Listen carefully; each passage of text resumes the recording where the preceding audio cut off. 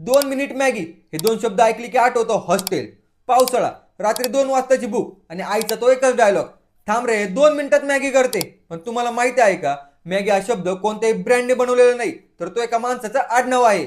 तर ही गोष्ट सुरू होते स्वित्झर्लंडमध्ये. ज्युलियस मॅगी नावाचा एक तरुण आपल्या वडिलांची गिरणी चालवत होता आणि त्या काळात कारखान्यांमध्ये काम करणाऱ्या लोकांकडे, विशेषतः महिलांकडे स्वयंपाकासाठी वेळच नव्हता. त्यामुळे कुपोषणाची समस्या वाढत होती. म्हणून स्विस सरकारने ज्युलियस मॅगी यांना एक आव्हान दिलं, लवकर तयार होईल आणि पौष्टिक असेल असं अन्न तयार करा.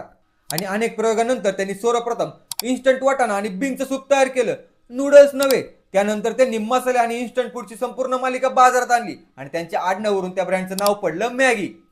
आणि 1947 मध्ये नेस्लेने हा ब्रँड विकत घेतला आणि 1983 मध्ये भारतात मॅगी 2 मिनिट नूडल्स लॉन्च झाली. आणि हो, 2 मिनिट हे नाव खरं तर झटपट तयार होणार जेवणाची कल्पना देण्यासाठी होतं. आणि खरं सांगायचं तर आपल्या घरची मॅगी आजही 2 मिनिटात तयार होत नाही. आणि आजही मॅगी म्हणजे फक्त नूडल्स नाही, ती म्हणजे आपल्या बालपणीच्या आठवणी, हॉस्टेलची रात्र, पावसाळ्यातला मूड आणि भूक लागली की पहिल्यांदा आठवणारं नाव. तुमची मॅगी सोबतची सर्वात भन्नाट आठवण कोणती, कमेंटमध्ये नक्की सांगा. आणि अशाच भन्नाट व्हिडिओसाठी बोल बच्चन बंटा या यूट्यूब चॅनलला सबस्क्राईब करायला विसरू नका.